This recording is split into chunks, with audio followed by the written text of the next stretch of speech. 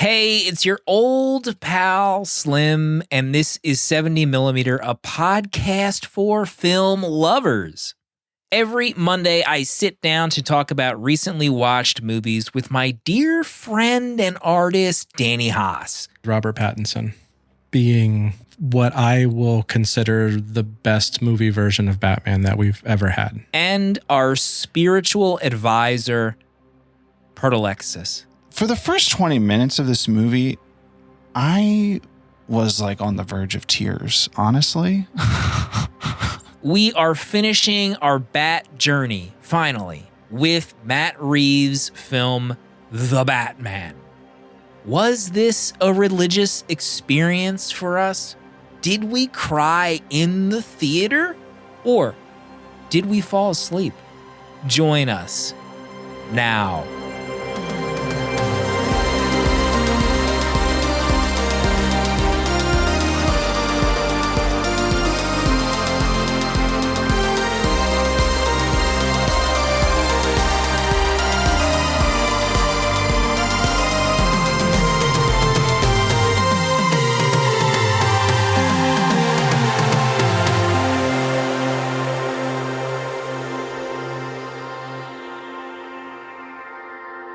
The Batman. It's time for us to talk about, well, we're not going to talk about it now. We're going to talk about it later in the show. So use the chapters to skip ahead if you want to just get to the nitty gritty, okay? We have a lot to get to before we get to the actual movie this episode. One of the main things on my list, maybe we won't get into it right now, but gambling is officially legal in our Discord. Oh my gosh. Finally. We'll talk about that as well. But there's one thing I want to get to right now, and that's Obi-Wan Kenobi teaser trailer dropped. Oh, wow. Proto, did you watch it? Were you absorbed in it? Tell me. I did watch it. Yeah, I watched it. Yeah? Yeah, I did. What'd you think? Keeping it close to the chest. You want to tell us about it? I mean, I've been trying to avoid talking about it. Oh, not Why? here. You're not. Why are you trying to avoid it? We're your friends. Yeah, just We're us, like your just the best two of friends us. right now. It's just we're the us. three of It's us. just us. We want to talk about Star Wars. We love Star Wars. We grew up on Star Wars. We're getting the dream. Obi is back. I mean, it's just very clear that we're getting domed in Obi-Wan.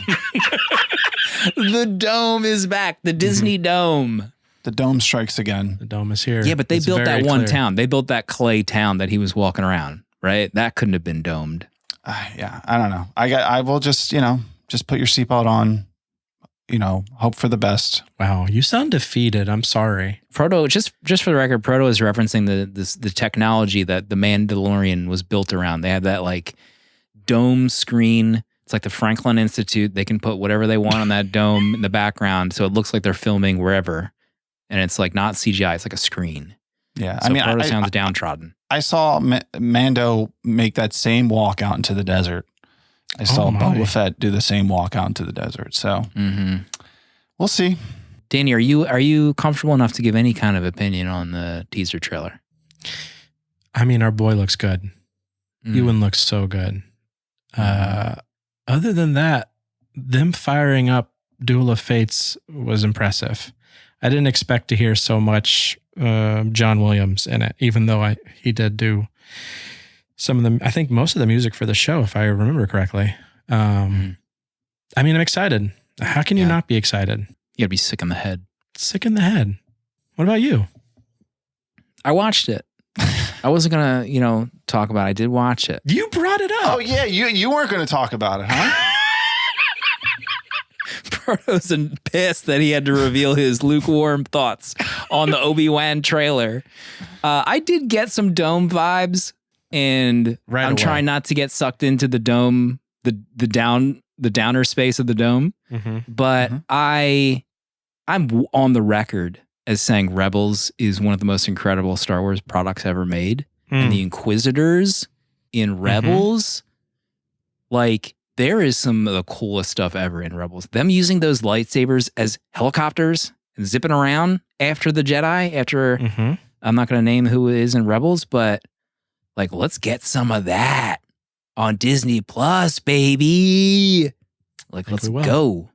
Grand Inquisitor's head looks kind of dumb, but I'm still ready. I wish Obi-Wan had some more grays. I think that's probably one of my only other notes. You know, because he's like fully gray in like 9 years, right? Like, let's get a little bit of gray. The shot of Luke is interesting that they already are showing that. Mm-hmm. Impressive. I wonder how much of the show is going to be the Inquisitors maybe chasing Obi-Wan, because, you know, nothing really bad happens because all those Inquisitors, except for one in that trailer, are still alive in Rebels. So maybe they're not actually after Obi. Right. They do meet, what's his face in town? Lars.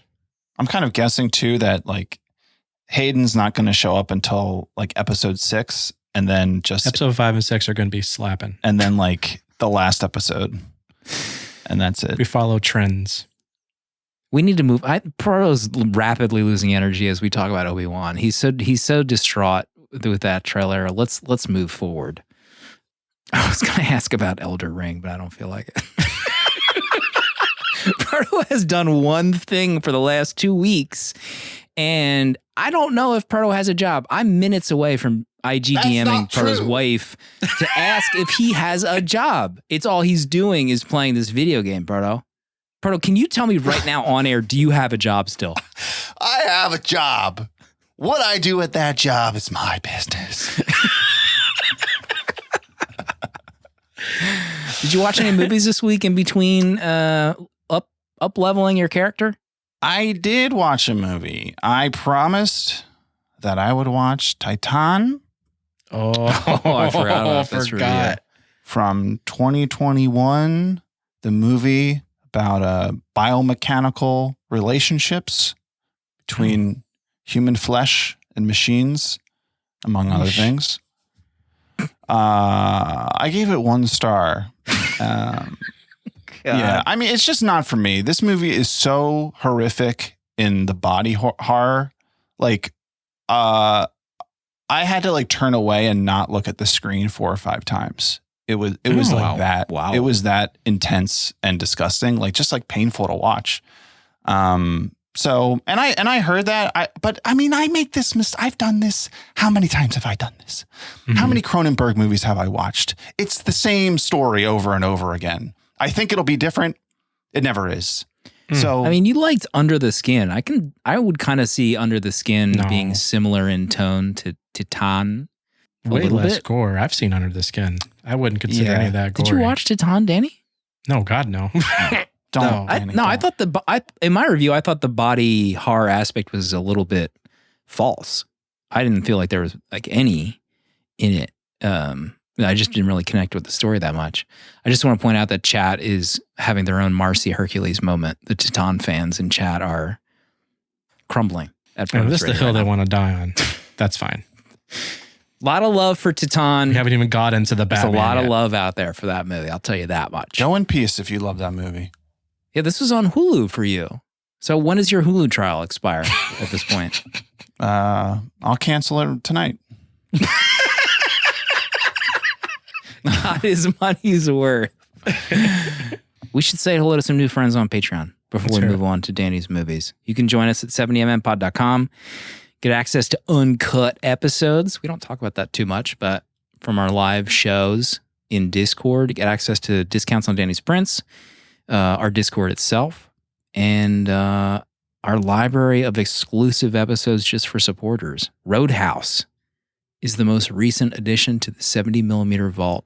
Love that movie. Opinion spoiler, sorry. But if you want to hear us talk about it and that hot porking scene, please do so. New friends this week that joined us: Chase, Logan, Matt, Sarah, and Ron. All joined us this week on our Patreon, so thanks for your support. Thank you. Welcome. Danny, what did you watch this week? I'm going to lower the bar from Proto's 1 star and go to a 0.5 star review that I gave. Oh my God. I was bamboozled this week by The Village into thinking that the unlimited whatever edition of Batman vs. Superman was some sort of better version of the original cut of this horrifically bad film. It's not. It's a longer, horrifically bad film. And I honestly hate this movie so much. I mean, I gave it half a star just because half a star looks worse than no stars on Letterboxd. Who else can we alienate this episode? I know. Let's just keep going. I warned you, though. I warned you. You did. And you knew, and I should have listened to you, Slim. Yeah. That's my first mistake. The biggest scam in cinema in the last 20 years is people saying the Ultimate Edition of Batman vs. Superman is better than the theatrical. This is the biggest scam. You know what's frustrating too is it's got such a good beginning. Bruce witnessing the destruction of Metropolis from the end of Man of Steel is genius. Everything after that, Bruce landing in a private helicopter to drive a Jeep Compass through Metropolis is the dumbest shit I've ever seen. But then the rest of the movie is just absolutely horrible. I can't get over how bad this film is. Sheesh. It defies logic. Like how Zack Snyder could have blown it harder with Batman versus Superman. Oh boy, because Man of Steel is very good. And his Justice League is pretty good, as we well know from our Justice League episode. Right. What a nap. My God, did that really happen? That was not 10 years ago. Gummy-infused fever dream, that episode. That happened. That was like the reverse Dune ep.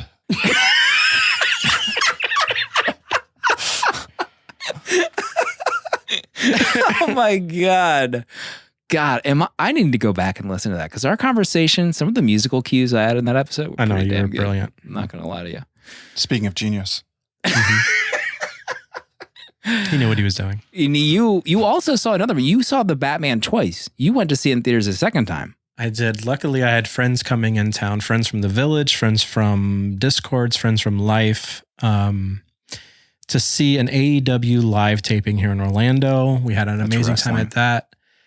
And then we watched Batman together for the first time. Former producer Ian was with us. It was his second time because he got a screener because he's special. Big shot. Saw it in my favorite theater here in Orlando. Had a great time. And then Wednesday I took my oldest child, Olive. She's 14, to see it as well. It's got a matinee for Batman. So I saw it twice this week.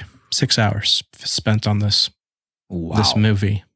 Wow. We'll get into it. Wow. God, man. Is Olive the artist? Olive is the artist. Yeah.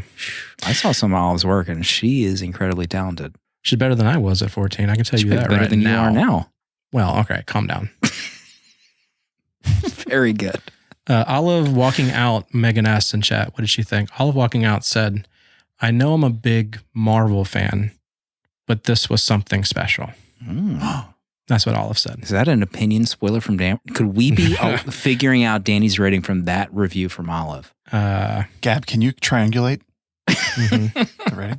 So what was it like for you? You saw the Batman with a bunch of our close friends. Yeah. But they were probably asking you, hey, Danny, what'd you think? What'd you think? They wanted spoilers. They wanted all my thoughts. And I just sat in quiet as they rambled as I drove them around Orlando in my minivan, listening to them talk about this movie. So, yeah, it was fun.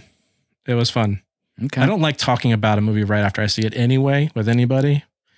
I mean, except Casey, but she listens to me ramble about everything all the time anyway. Right. But yeah, Olive is like my mini-me. It's actually incredible. I can't wait for her to watch Batman vs. Superman. Oh, why would you subject anyone to that torture? That's her punishment.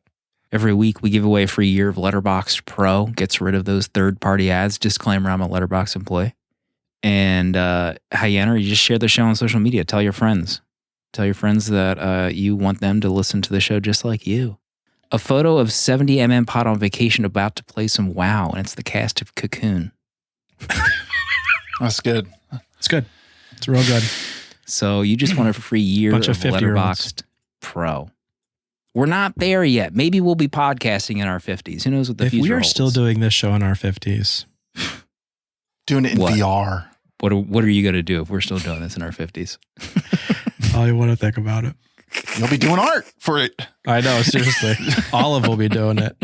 Pass the baton. Also, next, later in the show, after the Batman talk, we'll be announcing our next themed month. We're doing it early. April is around the corner. We have to do it early because we have some big stuff ahead of April. And just sit tight. It's going to be big. Big. This episode is so big. I just looked at the amount of voicemails we have, so I don't think we should talk about any movies that I watched this week. I think we need to get right into the Batman. Real quick. Go. Ultrasound. Lo-fi sci-fi. 3.5 stars.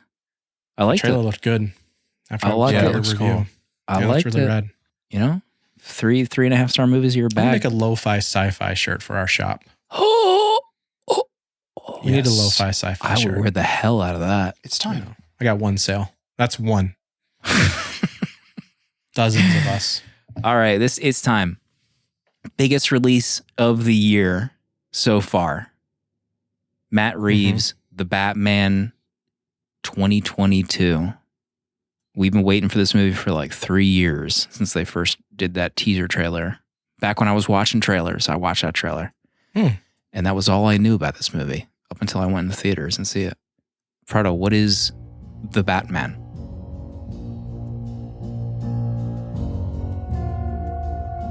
There is a serial killer loose in Gotham City, but his targets aren't random. The mayor turns up dead with a riddle left behind specifically for the Batman, who now faces an ever-growing victim list that hints at something more sinister going on beneath the surface.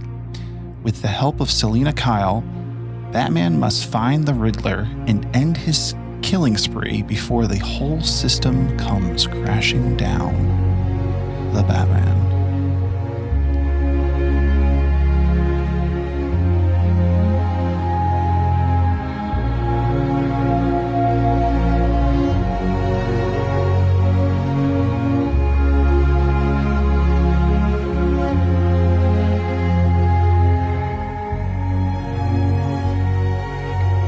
I didn't even hear one joke in that synopsis. We're getting very real It's right nothing now. to joke about. Very serious.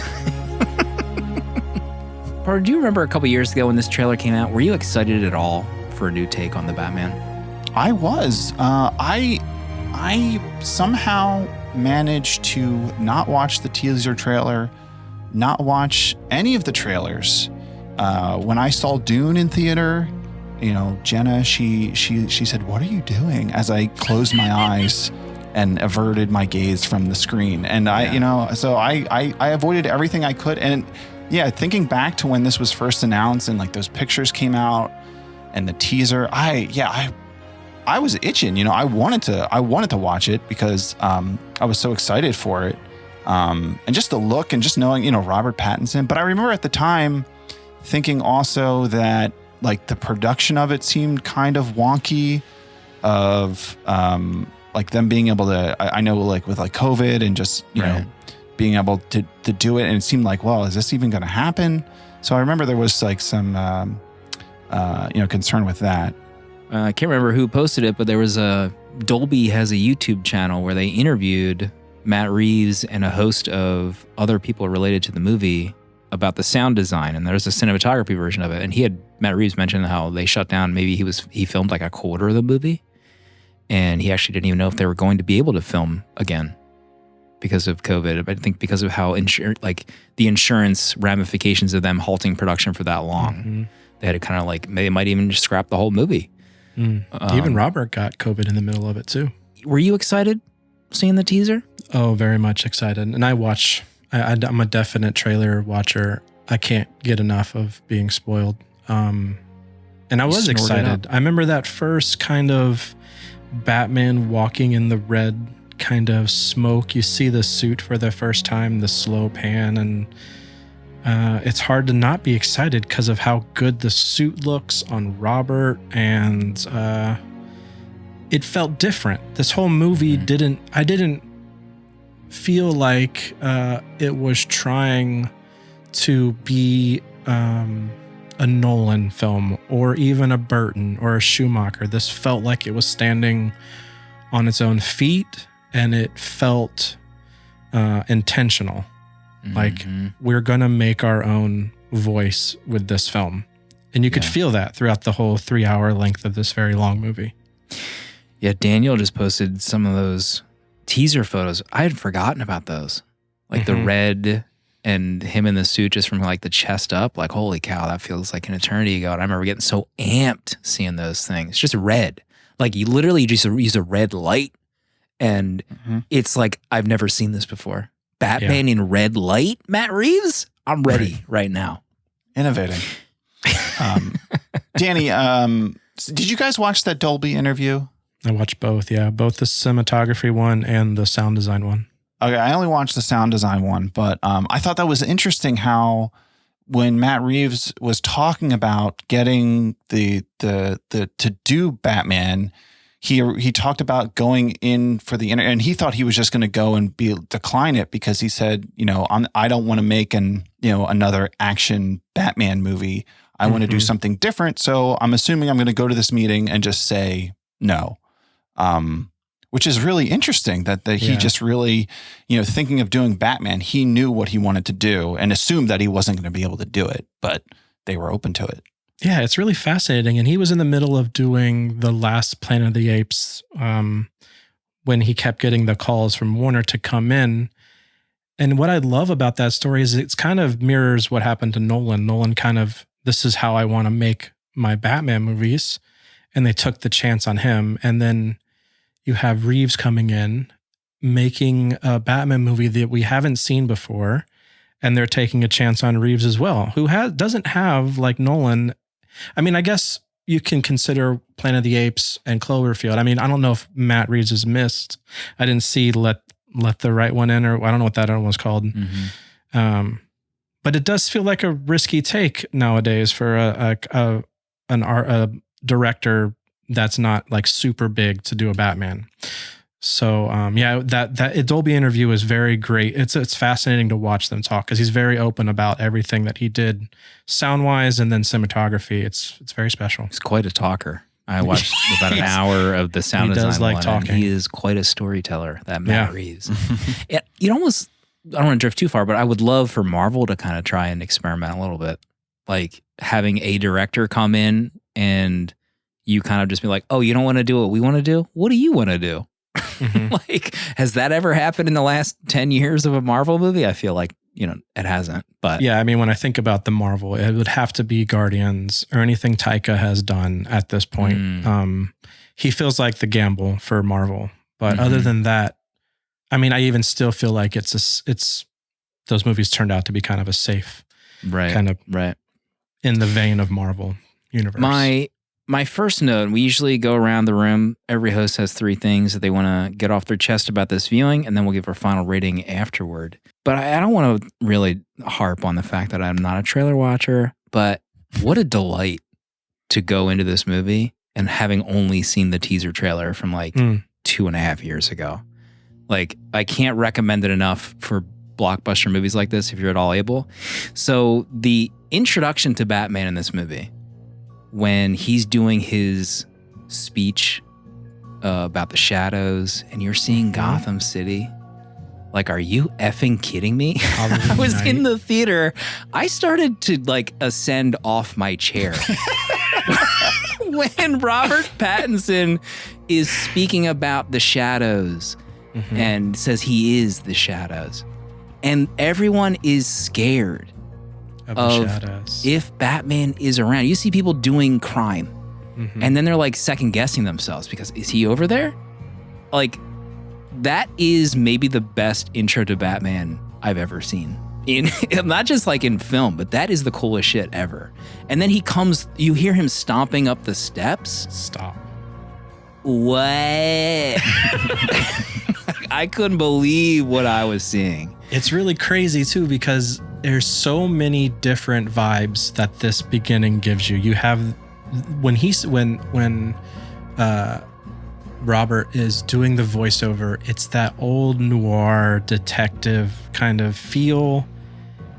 And then there's the fear aspect of them seeing the bat signal while they're doing their crime, and then they look over their shoulder into the dark, shadowy corners, and they're just afraid of Batman coming out. But then when you hear his footsteps and the music playing, I mean, I'm thinking like I wanted like some old spaghetti Western music to start playing because it just felt like this dual Western about to happen. I mean, I got the chills. Yeah. Him walking out of those shadows. I mean, you see it in the trailer. That's the thing. That scene's in the trailer, but to hear it and have it in the story in place, this is an amazing intro to this film. For the first 20 minutes of this movie, I was like on the verge of tears, honestly.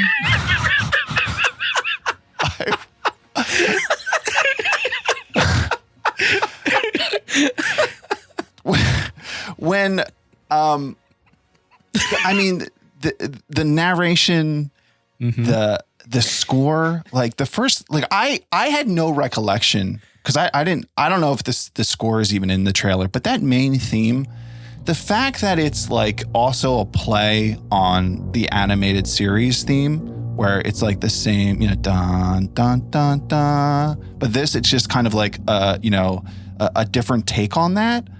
Was like plugging at my heartstrings. And yeah, I mean, his introduction, the way he fights too, like this Batman it's different in a lot of ways, which is cool. The way he fights, I thought was really cool too. Like that first scene where he's just like, he's very much like a man who's like in armor.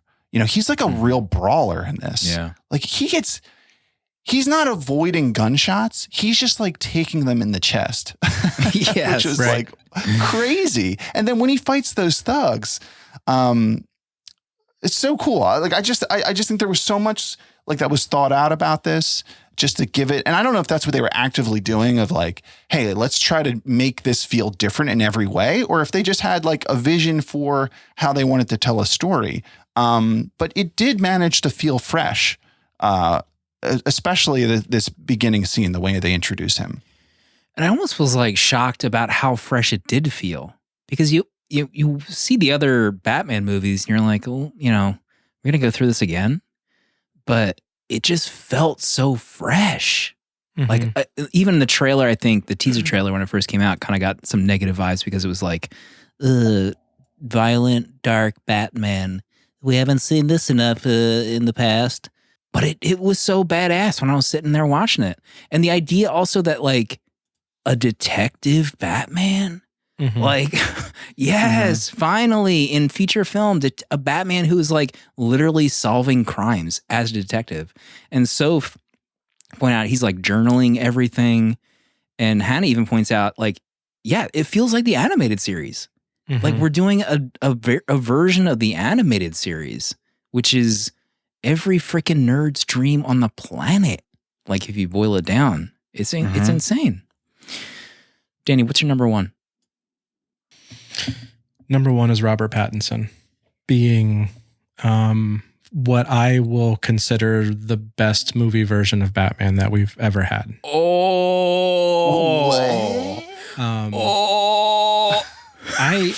I couldn't get enough of him on the screen. The quietness of his character when he's Batman, walking in and out of crime scenes, solving the Riddler stuff. There's so much that Robert does, acting with his eyes, that just kind of, conveys so much emotion. I mean, we've joked about emo Batman, but there is something about, year two Bruce Wayne, just kind of, not the playboy yet. He hasn't figured out that persona side of the life that he has to lead to be the two-time Batman. But there's just something about Robert that I'm easily connected to this character, wanting him on screen every second. I don't feel like there was anything that I would at all want changed from what his performance was as Bruce and as Batman. I am going to go out on a limb and also agree that Robert Pattinson is the greatest on-screen Batman that we have ever gotten. Mm-hmm. Like he's not even like doing a voice. Yeah. He's on screen so much in this movie, which blew me away. But not only that, visually, every shot of Batman is like knocking my pants off across the movie theater. Like the angle of him turning his head towards the camera and every, bokeh shot, everything's, behind him you can't see. Those shots are incredible. Like visually, this might be the best looking Batman movie ever made too. Like Matt Reeves and Greg Fraser, like hell yes, give me 2 more Batman movies from the both of you. Like let's go. Give me 5. It was pointed out at some point of just, there was like a meme going around or like a viral video of what was wrong with Christian Bale's mask. They like fix that in this where it's literally not a hole, it's just like the mask is just for the top part of his face. And it makes it, when he's in full view, it just makes him look so much cooler. But looking back at like this, the Nolan Batmans, whenever I saw, like I made those jokes about seeing Batman in full light because he just looked goofy to me, where this just looks entirely badass at every moment. Like when and like his methodical movements of when he first goes into the crime scene, and the cops are turning and looking at him, and he just never changes his pace. And the thing I love about this character, I love about Pattinson's take on him, is just the consistency of it. I know some people don't like the aspect that, we're not getting Playboy Bruce Wayne to kind of cover the Batman persona. But I love how this version can't help but be the same as Bruce Wayne as he is when he's Batman. Just he's like this recluse, sullen, depressed, even like kind of like ugly dude. Like that scene at the memorial, like he does not look like a healthy person. He looks like he has some issues. But I just love that because that feels like legitimate to who this character is at this time. Which makes it exciting to see where they would go with the sequel. How does this character evolve? Yeah, I was wondering that too. As we progress in the movie, he kind of realizes that he can't be this Batman anymore. And he has to kind of adapt and become, for better or worse, a symbol and save people instead of stopping crime. So I'm curious. There has to be a second movie and a third movie. I feel like is going to happen. But I am super curious about like what the evolution of the character is going to be. Will he realize that he can maybe actually do good work with a Bruce Wayne persona? Like, will Wayne Manor be opened up and not look like Dracula's lair? I'm just fascinated to see what the heck is going to happen in the second movie. I mean, 3 hours in a film, when you're looking at that on paper, it's daunting. But this movie felt, I kind of felt it, but the amount of character, at least development they do for Batman and Bruce from beginning to end of this is astonishing. Because we have the Batman walking out of shadows to beat up the bad guys. And then we literally end the film with him walking into the light, saving people. And it's just this giant 180 that we get from the storyline. Leading us. There has to be sequels at this point. I will riot if we do not get a Batman sequel. I will burn the city down. Yeah. we will find ourselves a new Batman. You talked about the character development of Batman Bruce Wayne, but we haven't even mentioned Selena Kyle has what could be considered an entire movie's worth of story just for herself in this thing. Pretty bonkers. And I was listening to our dear friends at the Film Hags on the Tape Deck group of friends podcast.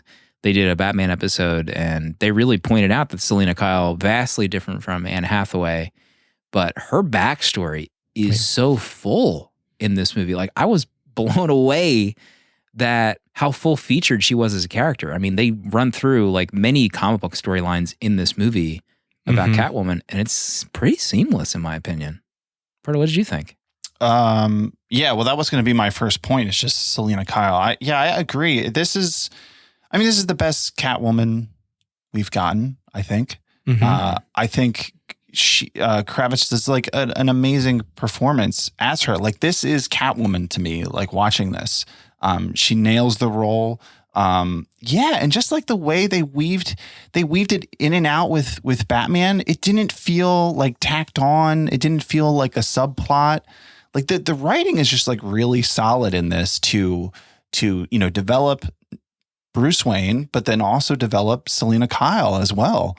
And just like the how they were working together, like it felt like it sounds silly to say realistic, but it felt like this would make sense almost like in the real world of how would a person like this be involved with Batman. Yeah. Well, yeah, she's a cat burglar. She can steal, but then she also has these connections with the mob and with Penguin and whatnot.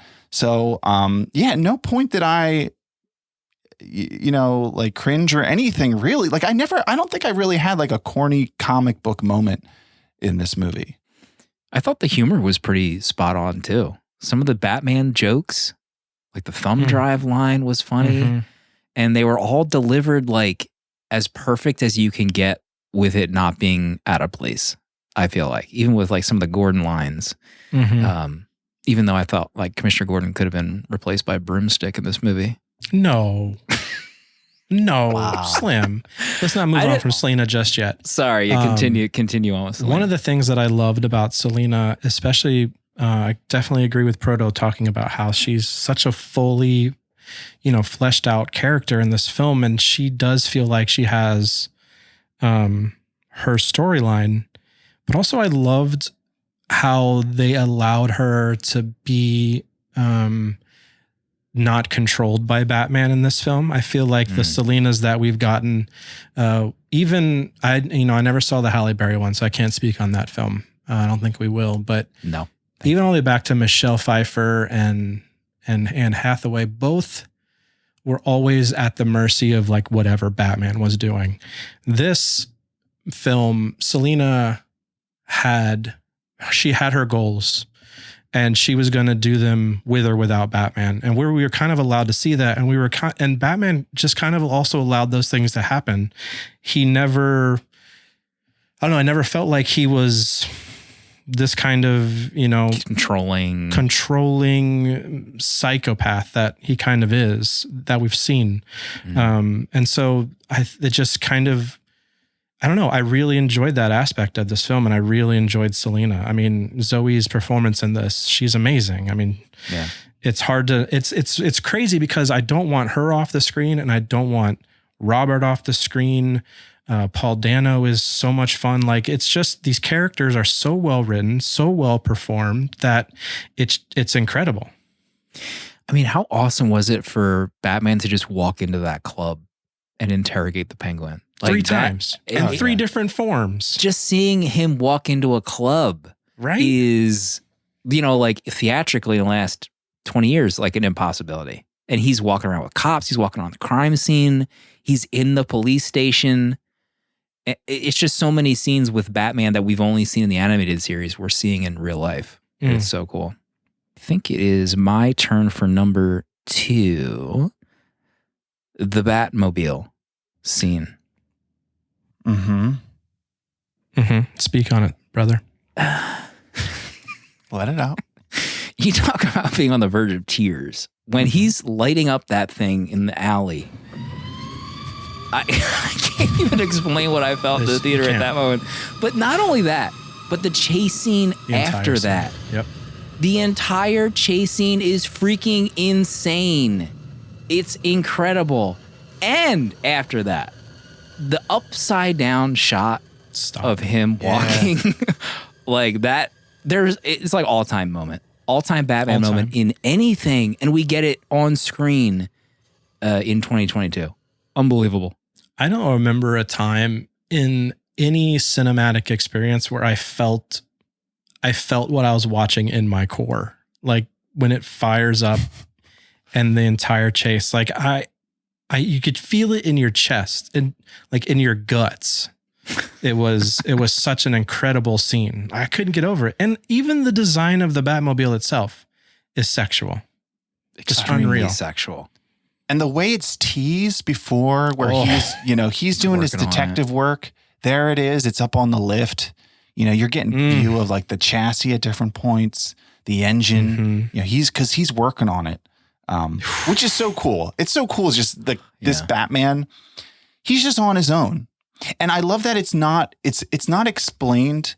You know, because like Nolan took a different route with this, right? Like Nolan said, "All right, I'm gonna have fun with explaining how Batman makes all of this stuff possible, you know, where he gets all of his gear, which is fine. Like that's a legitimate way to do it. It's fun. You know, the whole, you know, Morgan Freeman character, you know, making sense of how does he finance this and have the tools.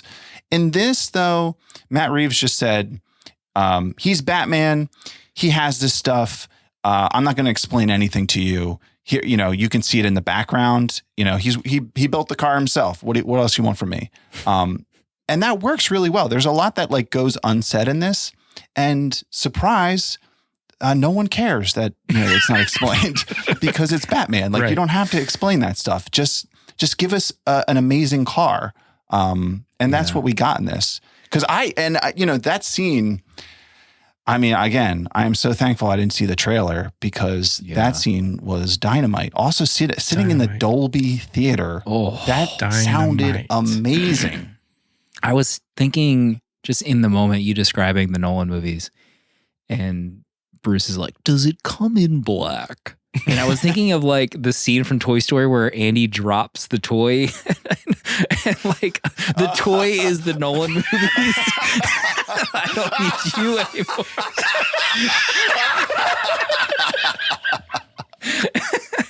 It was just so like, it's such a 180 and such a different universe that this is like the hot thing right now for me. Like just the world, like Gotham City in this movie is out of sight. Like like how they even had Gotham Square Garden. They literally just redid the Madison Square Garden logo with Gotham on it. And it looked freaking cool as hell. Everything about Gotham is so cool. I mean, maybe it looked even better because of, not to bring up Pittsburgh again, from last episode, Dark Knight Rises, like, sir, please. Pittsburgh Gotham looks like total dog-esque compared to what Matt Reeves was doing in this movie. It's not even in the same league. Not even close. You know what's crazy though? I mean, we're a decade out from Rises, right? And what that trilogy felt like it did to comic book, you know, cinema is what I'm feeling like Reeves is doing again to comic book cinema. Like this feels like another shift in how we're going to tell, you know, these superhero stories. Back to Gotham. I love that in Gotham, it rains 95% of the time. Yeah. And there's another thing. It's like, it doesn't totally make sense, but who cares? It fits the vibe so well. It's so cool. When he's on his motorcycle, tracking people down, you know, doing detective work, because it's like, he doesn't need to be in the suit at that time, right? You know, I mean, he is. There's so much Batman in this movie of him in the suit. It's incredible. So much. But then the scenes when he's not, he's still doing his thing in plain clothes on his bike, that's so cool as well. Him and, you know, Selena riding around in the rain. All those shots were amazing. Oh my God. Them next to each other riding the bikes. And that shot of them with the wheels, like just ahead of each other, going back and forth. Cripes. You kidding me right now? Before we move on from the tech, I think the single greatest piece of Batman tech we've ever gotten are these contact lenses. I could not go over how smart those were for him to have created, not only to, you know, talk and see through Selena's eyes, but just to keep record of his detective work and to be able to look back, see what he saw, decipher the code, take his journals. Like that tech is genius. I love their interplay during that scene. Oh my gosh. She barely wants to do that to help out. And he's just kind of like talking back and forth. And she just like quits, you know, halfway through. So fun. Yeah, that opening scene, I was wondering, like, I was waiting for him to pull out a camera or something. It's like, how is he going to keep track of all this? And then when he gets back, he gets back to the, you know, the cave, And of course, the Nirvana track kicks in, and he's reviewing the footage. I mean, are you kidding me, Nirvana? Yes. God, I wish we were all able to watch this together. I know, hand in theater. We hold our hands up in the air on the armrest. We're interlocking our hands for 3 hours. Danny, what is your number 2? What are we number Let's 2. Talk Paul Dano's Riddler. I will say, if I have any complaints about this film, let it out. It's not really Paul Dano as the Riddler. It's about how my mind always wandered to the Zodiac movie while watching all of his bits. I just kind of wish that there was a way to tell Riddler in a realistic way that's not the Jim Carrey Riddler, but in this kind of grounded, gritty Batman that wasn't so ham-fisted Zodiac killer-esque. You know what I mean? It just kind of took me out of it a little bit because I kept thinking about this is just the Zodiac killer when I always felt like the Riddler was goofy and kind of not all there, but there was just something about it that kind of, I don't know how you guys felt about the Riddler. I like Dano's performance. I especially like him in the jail cell outside of the mask. And that kind of, seeing him perform was great. But I don't know if you guys felt the same or how your vibes were with the style of the Riddler that we got. I thought Paul Dano was insane. So good in the film, but I don't love the Riddler's design. Like I didn't love the Riddler's, incel character in like the live stream stuff and like inspiring other right-wing D-bags. Like I don't know. I just wasn't in the mood for that in a Batman movie, I guess. I don't know what other direction you could have gone. Maybe just like a legit nutbag and make it less tied to real life in 2022. Proto, what'd you think? I didn't really mind the design. I don't know if I love Paul Dano's performance. I feel like Paul Dano is a little just too much Paul Dano whenever anything I've seen him in. Like he gets excited and he does that Paul Dano voice. It just felt like this doesn't really feel like a different character. It just feels like Paul Dano on the screen. So I don't know if I love that, but I do see like in a sequel, I could see him becoming much nuttier or more comic book-ish, spending time in Arkham, rubbing shoulders with, other villains. I think they could lean into that some more, which could be cool because I think he could even evolve in some ways. So yeah, I don't know. I didn't really mind. I guess I didn't mind like the whole Zodiac thing. Okay. It was pretty dark. I wasn't expecting to see someone's face getting eaten off by rats. Well, yeah, I think the riddles and the killing off of the corrupt people, I liked those bits, but there was just the whole Zodiac vibe of him kind of threw me for a bit. Just what about like bit. It was almost like Saw.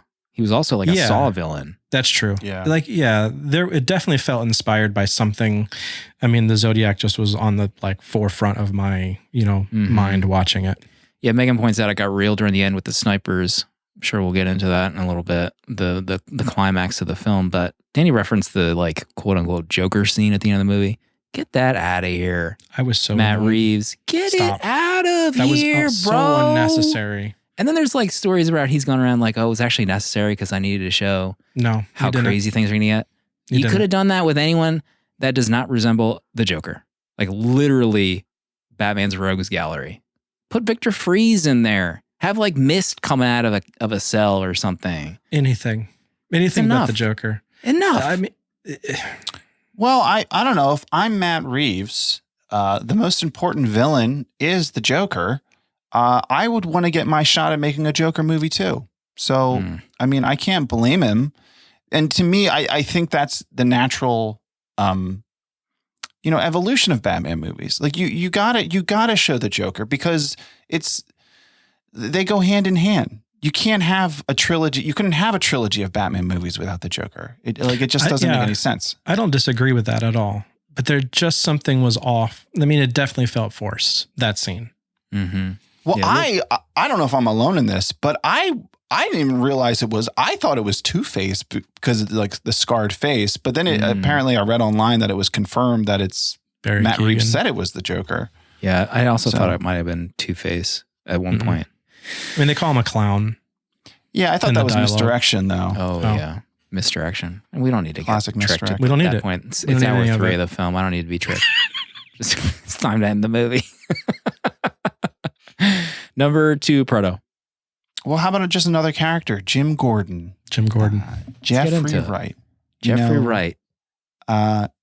Jim Gordon doing the heavy lifting of keeping the audience up to date with what was going on, by reading all the dialogue on the screen, asking any question that anyone might have had while watching this movie.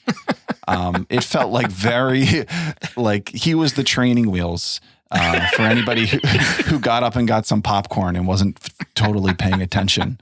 Yeah, I don't know if I loved his performance. I guess it was okay. I don't know if I loved his take on it. I don't know. What did you guys think of Jim, old Jim?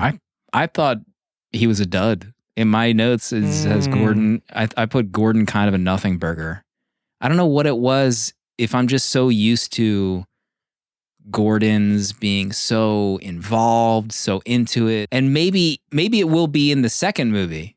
Like maybe Gordon will have been different. Maybe he realizes he needs to change the police force from the inside. The scene inside the cell where he helps him get out was cool. Oh, yeah. But I don't know. I just didn't get any energy from this Gordon. To that note, I felt the same about Alfred. I was really disappointed in the lack of Alfred that we get in this. Because when you think of Batman, you kind of have to have Alfred, and then you kind of have to have a solid Gordon. Like that feels like the 3 kind of pillars of a Batman story. And for me, I don't think Andy Serkis, I mean, I don't really want to talk ill of his acting chops, but I don't really enjoy him in stuff that I've seen.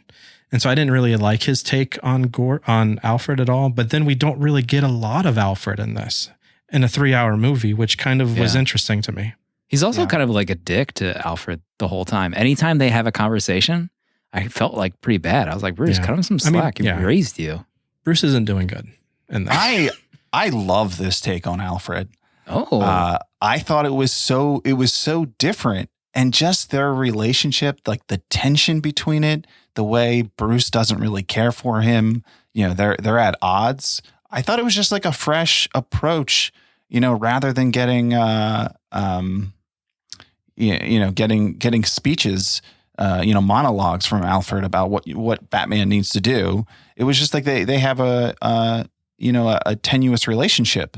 And I think there could be a lot of cool things that they could do in movies down the road with that, like where it could be kind of a slow burn in terms of how their relationship develops. So I thought it was a nice, something different. Soph's in chat says it was the best version of a grown man having a butler that it could be. What was the old lady's name that was also working there that answered remember the phone where she's like, oh, you're actually too late. It exploded an hour ago. Idiot. Your butler's dead. What a strange scene. Proto, you gave Alfred, so that's my final one. My third one is the length of the film. I actually started to feel the length by the final act. Like the scene in Gotham Square Garden, I started to be like, how are they going to wrap this up? Because they arrest Riddler by 2.5 hours in. And I'm like, wait a minute, how much time is left here? And there's like a whole other thing that happens after that.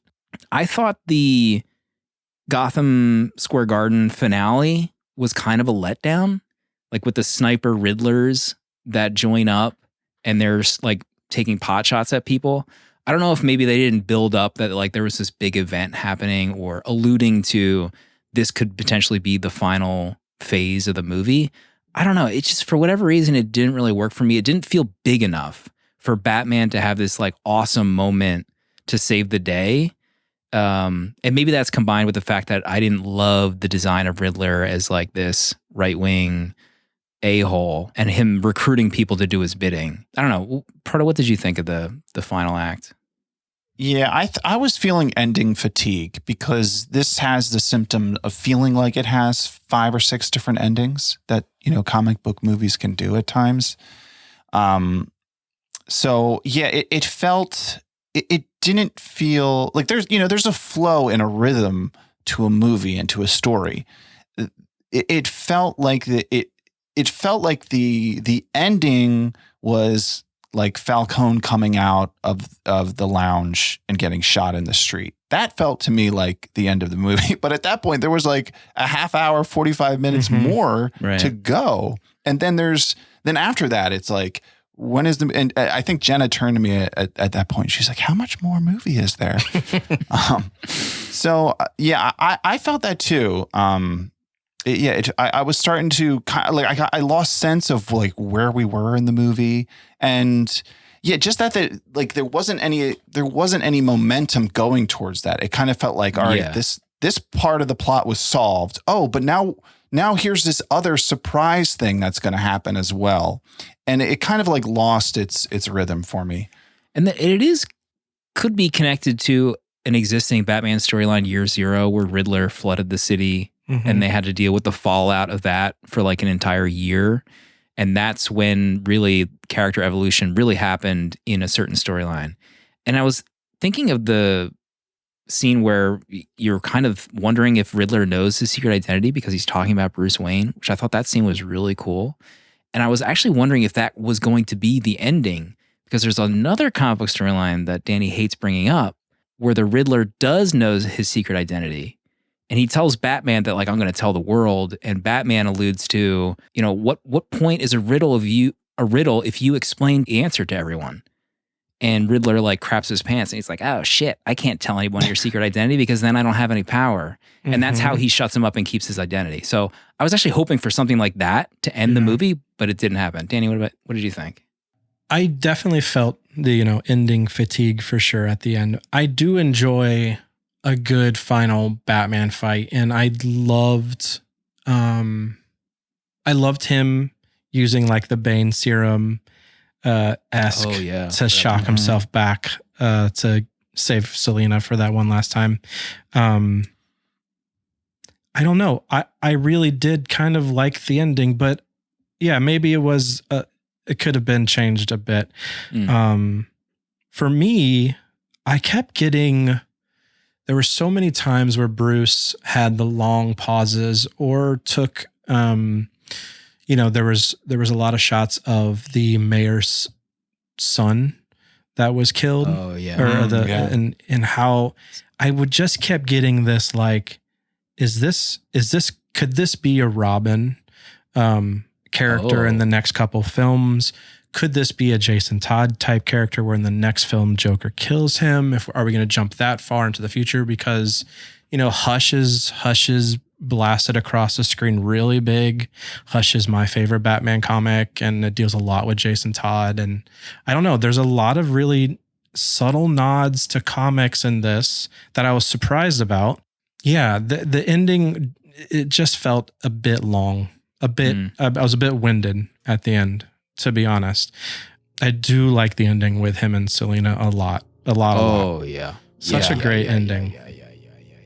What's your number 3, Danny? Music was my number 3. I'm a self-proclaimed Michael Giacchino fanboy. You know how much I love him in Rogue One and his stuff with Pixar, but this felt next level. I mean, every single piece in this film. There were moments, not only with Batman's the beats, but even Catwoman, Selina's score is incredible. It almost felt like sexy James Bond kind of like strings, and it was incredibly beautiful. And at the end of the soundtrack, there's a track called Sauna in Darkness. It's a 12-minute track. It's just some of Giacchino's best work. I mean, this film alone is some of his best work, if not the best. I just couldn't get over how good the score was. I liked how in that YouTube special, he produced the main piece of music without even seeing anything. And he presented it to Matt Reeves, and Matt Reeves was like, they just started crying together listening to it. I was like, man, I want to hang out with these two. Love it.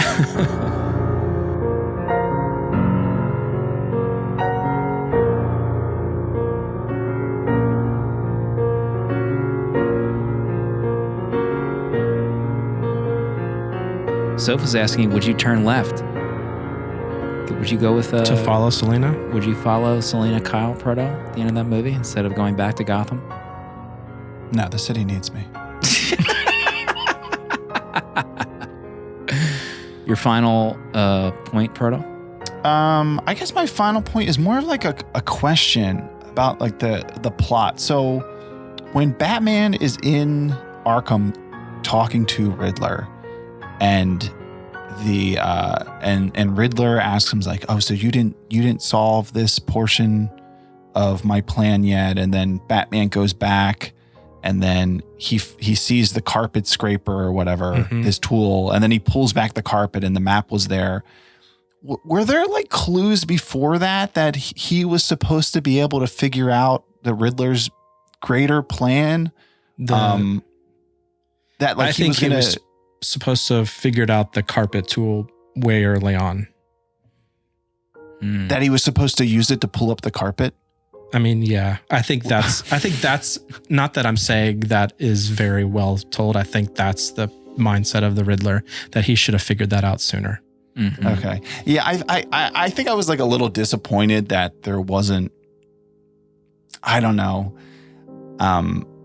I guess the detective stuff was cool. Like the riddle stuff was fun, but I don't think it like had a great payoff by the end of it, where it was like, oh, you should have, I used a scraper to kill a guy. You should have found my map. Like, okay.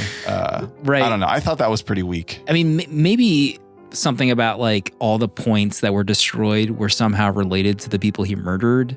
Or maybe like he blew up their office and that let the water come in, and then so-and-so. I don't know.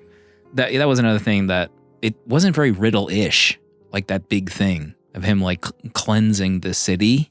That one felt a little bit of a departure. Right, yeah. Oh, we haven't even talked about how like the Waynes were politicians, and he made a really bad decision in trying to quiet a reporter. The reporter was murdered, and that was supposed to be the big reveal. I was fine with them being like not like the main draw for Bruce in this movie. I kind of I like them hinting at just like the mental issues within the Wayne family a little bit, and just like what that could be. My thoughts about a sequel. I was just thinking about it. Like, what if like the city's flooded?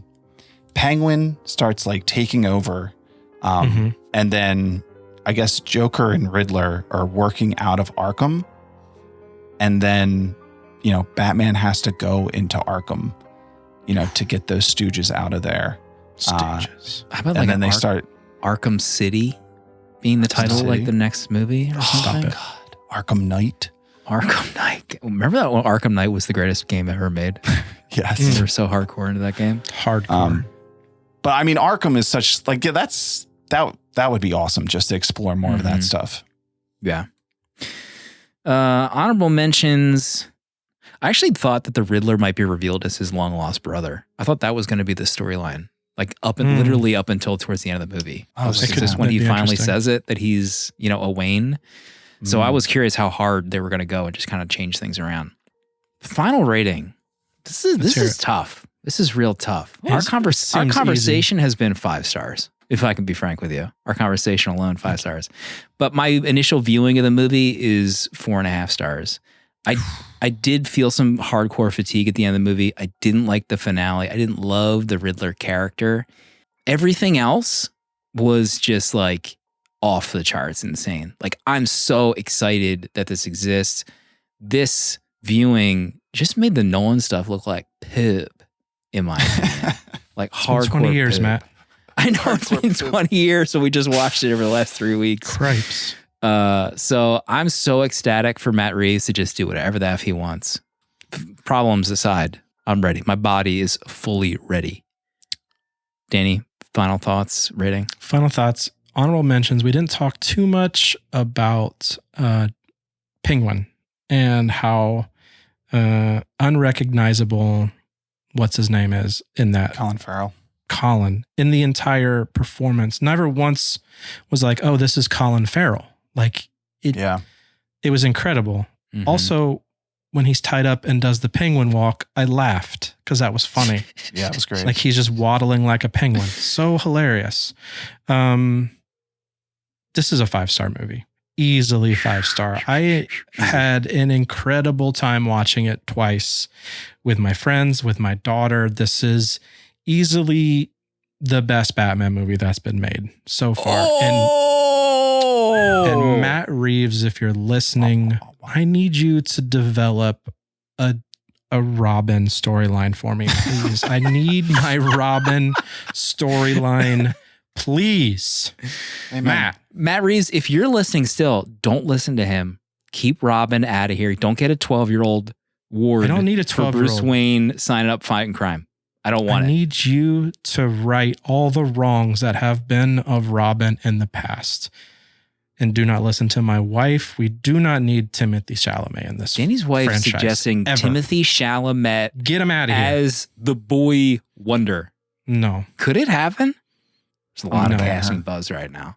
Ban her. What if they did do the Hush storyline as the second movie? Listen, I don't want to go there. My brain cannot go there. What if the Hush story? Danny, he goes through like the rogues. Stop.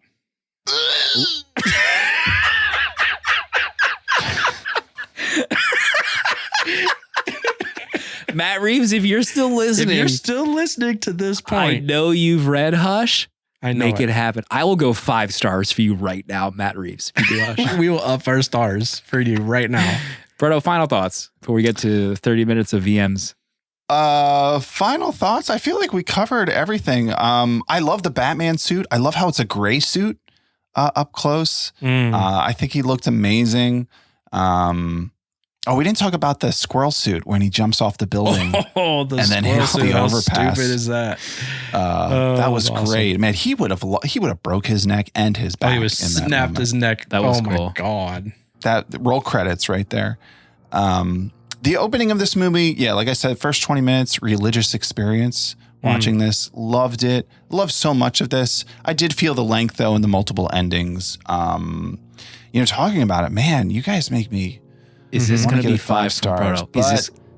I'm at 4 stars. That's how I felt coming out of the movie. So I'm at 4 stars for this. It was also, I can't remember the last time. I think we talked about this last week. We did like a theatrical movie.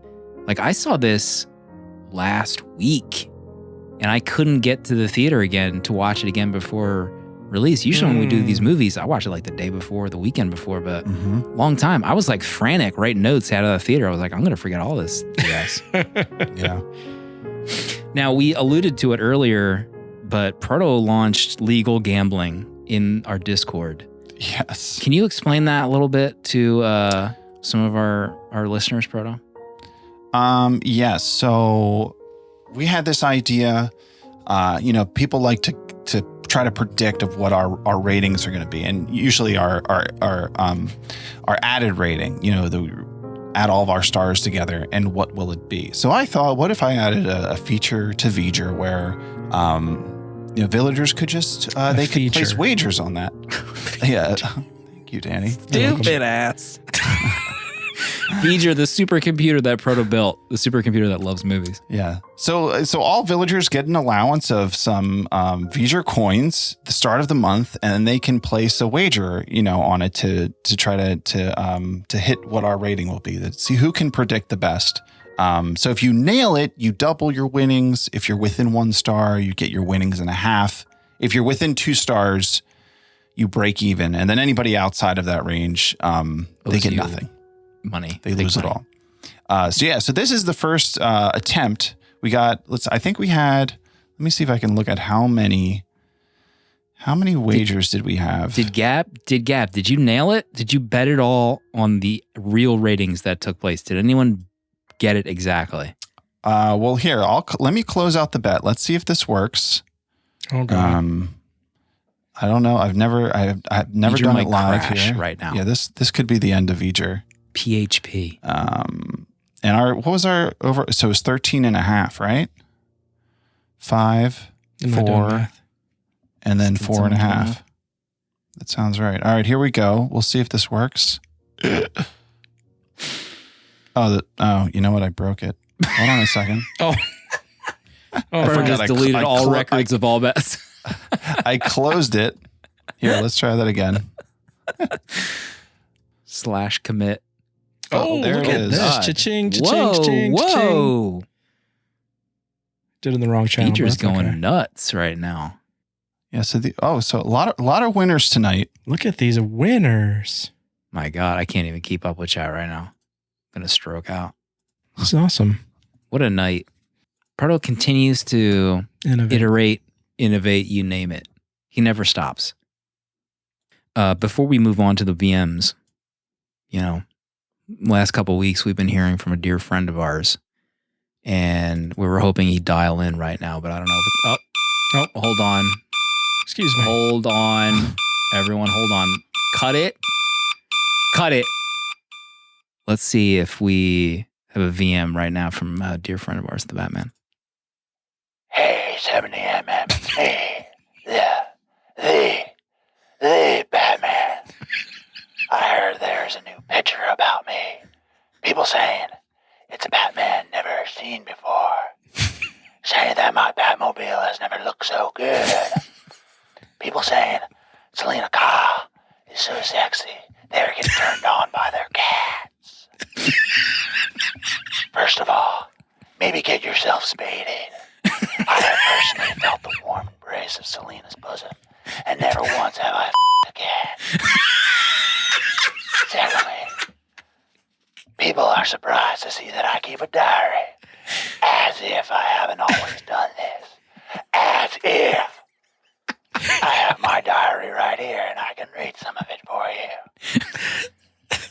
March 9th, dear diary. Last night I discovered the joy of colossal swords. Oh, wait, sorry, that's mine.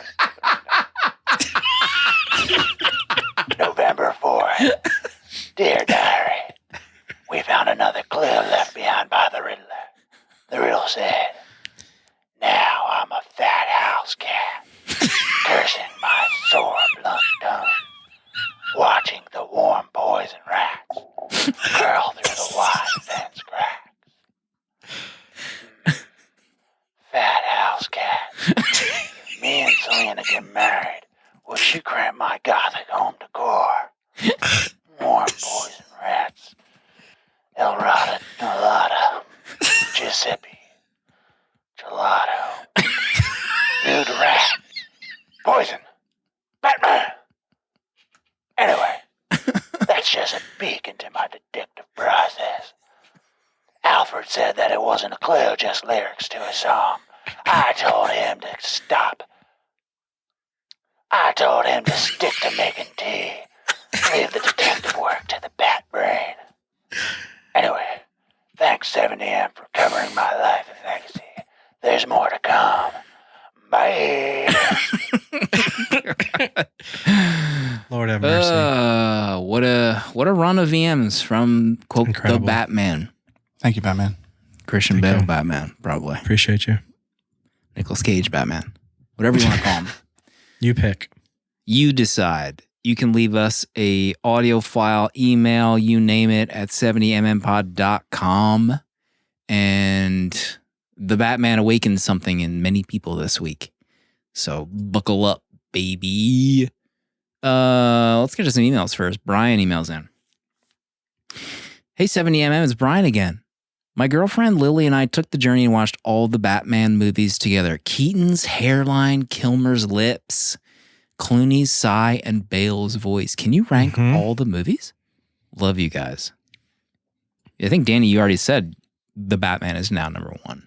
What's number 2 and 3 for you? I said it's the best Batman movie. I didn't say it was my favorite. I need to clarify. Oh, wait a minute here. Wait a minute. I still love The Dark Knight the most. Please check the tapes. Stop. As my favorite. But this, I mean, check the tapes. If I'm doing 1, 2, 3, it's going to go Dark Knight, The Batman, and Batman 1989. If I had to do it right now. Do it right now. If I had to do it right now, it might be The Batman, Batman 89, and then Dark Knight. That's same three. Let's do it.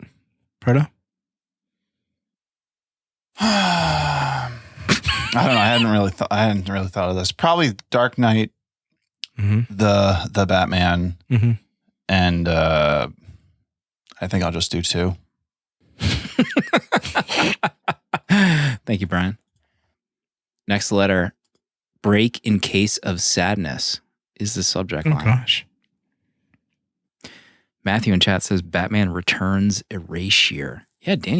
That's number 4. Fellas, Rude Boy Pete here.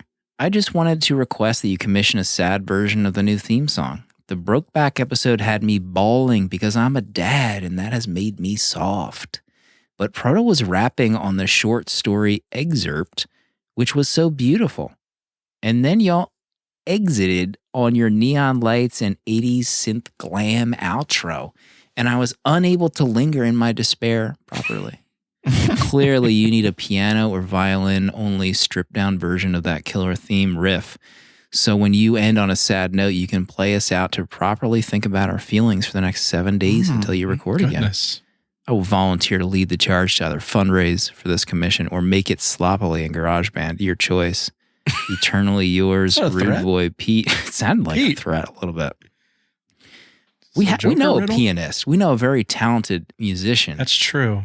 His name is Vontmer. Should we commission Vontmer for a sad version of our sad theme song? Boy of our new outro? Man, did you hear his new single? Oh, did I? If you don't follow Vontmer on Spotify right now, I'll ban you. He's in our Discord. I will ban you from this show.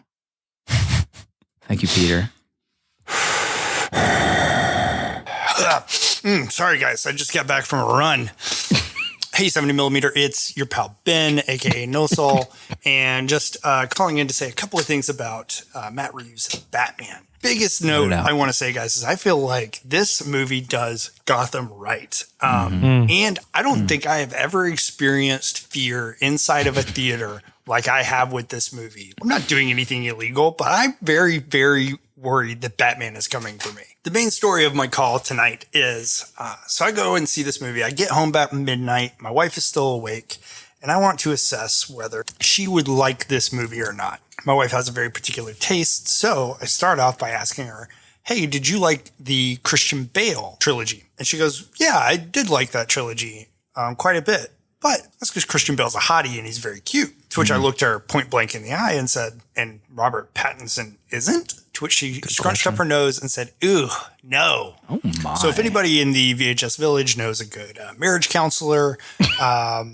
just go ahead and send them my way because we're going to need therapy. Last thing I want to ask is, if you were a Batman villain, what villain would you be? I feel like I would be Ra's al Ghul, predominantly because I like to orchestrate things and I like to teach. Love you guys. Thanks for covering this movie. Talk to you soon. Peace. Love to teach. What villain would you be, Proto Lexus? What villain would I be? I don't, man, it's a good question. It's an easy answer. The answer is it's Clayface, 100%. Remember Clayface from the animated series? He could be anyone. True. Right? True. The king. Danny, who would you be? Harlequin. Oh. I like tights and hammers. Oh, boy. Slom? You say slom?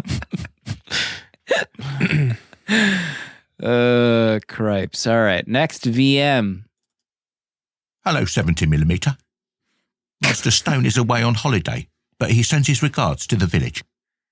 I thought it would be prudent for me to call in with a quick hello from San Diego. What? Despite Andy Serkis's recent casting, the true Alfred Pennyworth must always keep up appearances. It has been quite the commotion in Discord this week with news of the Batman. Did I think we needed another Dark Knight? Never. Did I think it was possible for Reeves to go darker than Nolan or Snyder? Never. But do I love Batman's flashy new threads and fabulous new car? You can bloody well believe it. As for Selina Kyle, well, I must leave you now to pour myself a Fernet Branca. With love, Alfred. God. My God. That came from Andy, but that was not Andy. So I don't know. Incredible. That might have been the real Michael Caine. Wow. I'm going to believe it was. I will also believe that was the real Michael Caine. Can you He imagine? heard all the honorable statements that I was given to him the past few weeks. Not one reference to your insults in the last 3 weeks. Imagine the real Michael Caine talking with the real Batman on this show. Imagine what they could pull together. God. What could be? Too bad the journey's over. 2-year journey. Orlandi up next. Hey, it's Andy from Orlando, and I thought I was all done with the voicemails, but I had to call this week because you guys are talking about the Batman. I saw it last weekend. I gave it a 4. I was flirting with a 3.5, 4-star, but I landed on 4 just because there were more things that I enjoyed about the movie, from the movie. And so I landed with the 4. Probably the biggest thing I enjoyed was the feel of the movie, the feel of Gotham. It just felt different than what we've seen before in other Batman movies. I got a lot of Arkham video game vibes from the movie, especially the suit. The suit looks really, really close to the Batman Arkham City games and whatnot. And so anyways, I gave it a 4 out of 5. But the real reason why I called this week is just to show my love and my appreciation for the VHS Village. I had the honor this past week to watch it with some of the members, some of the villagers, and it was just great. And it was great to finally meet some of you guys in person. And again, if you are listening to this podcast and you are not a supporter, you're not part of the family, it's time. It's time to join us. It's the real deal. I'm just so thankful for this community, and that the experience was a 5-star experience. And so I love you guys so much. Can't wait to hear your thoughts on the movie. All right, bye. Andy. Love you, Andy. What kind of snacks did Andy get at the theater? The loud kind. I could hear him on the other end of the hall just chomping away. I don't know. Extra crunchy popcorn. Was he like handing over his like bag of snacks and like shaking it in your direction to see if you wanted any? He had like a trench coat. He like opened his trench coat, like lined with gummy snacks. It was weird. Andy. One day we'll all go see a movie together. When is the first 70mm meetup? That's a good question. Is it going to be in Chicago? I'm hearing whispers that it might be in Chicago. Who's going to plan this? Do we know any kind of event planners? Is anyone married to an event planner? Are any former producers married to an event planner? I don't know. Let's not dox them. Please. Final VM, I think, of the week, unless I'm missing anyone. Probably. Hey guys, this is Ghost Hunter Dave. Just scrambling to get this in just under the wire. Actually had to duck out of a work event to get this sent off. So I hope to God you can play this tonight. Don't get fired. I'd be remiss if I missed the chance to praise what I think is the best movie I've seen in years. The only film that not only met my very high expectations set by a truly astonishing trailer, but also beat those expectations into the ground by, dare I say, the best Batman film to date. I really enjoyed your Bat journey these last couple weeks, even though I'm not entirely convinced that Proto has been watching the same movies as everyone else. I also just hope that this atmospheric storytelling and the raw sexual energy of the Batmobile and the Kravitz-Pattinson chemistry win him over on this go-around. So, great work as always, guys. And if your Bat phone is still ringing, we just kicked off our very own Bat Ear extravaganza over on Imperious Rex. So check that out if you're still aching for some more Bat action. But until then, thanks so much, guys. Love you. Have a great Bat evening. What about that plug for his YouTube channel at the end of that VM? What are your thoughts? It's professional.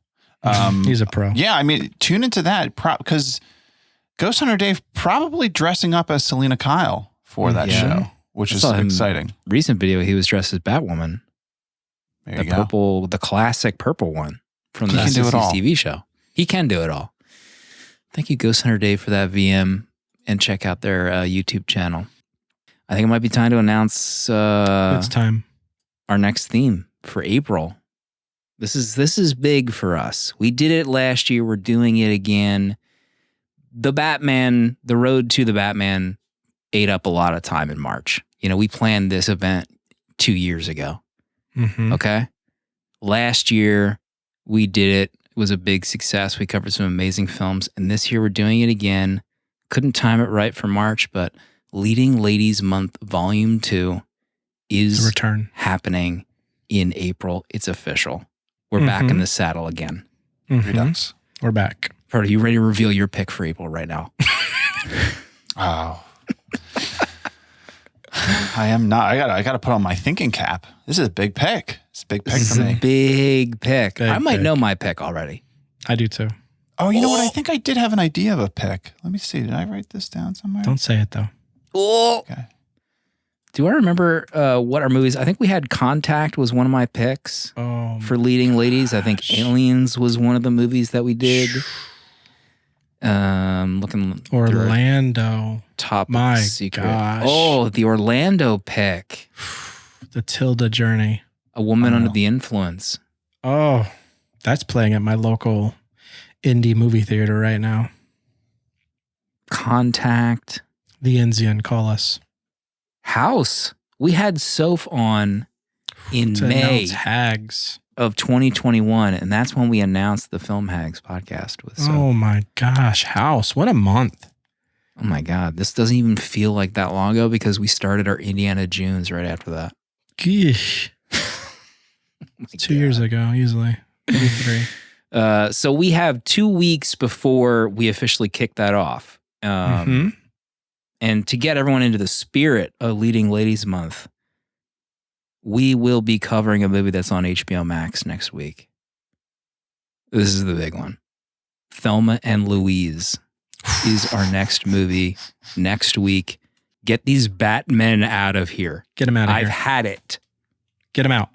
So we're kicking things off. This is a teaser for April. Part, have you ever seen Thelma and Louise? I have seen this. So I'm excited to return. This is BLB, so I have no idea how I felt about this movie. Oh. I've never seen this. fun. I'm very excited. Do we announce the movie after that? Did we Let's say do we're it. going to do it? Go Oh for my. it. Has this ever been done? We Let's announced do a the next theme week. and the next 2 movies. It's not related to Leading Ladies Month. We thought, how can we kill the buzz of Leading Ladies Month Right away. The week before ladies kick things off? There's a big release happening in March. And this is a movie that was originally on our list. Day when one. This is a day one Day ad one for lister. this podcast. And there's a 4K box set coming out. It's finally time for us to sit down and watch this movie. I've physically never seen it. The Godfather. Never seen it. The Godfather. Is the movie that's happening in 2 weeks on this podcast. We'll do Thelma and Louise, The Godfather, and then Leading Ladies Volume 2 kicks off. 50th anniversary of Godfather. Do you believe? It's our time. It was set in stone that we would cover this movie. They knew we would be here 50 years from now.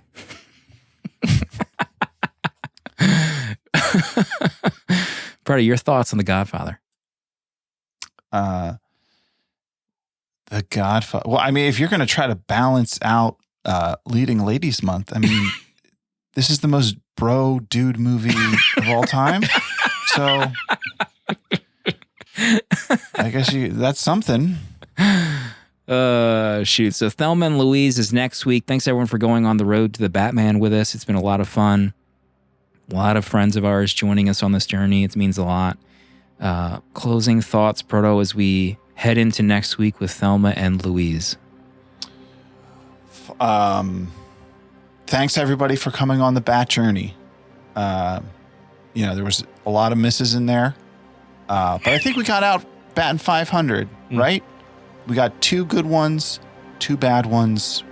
And you know what? That's life. That's life. We'll see everybody next week.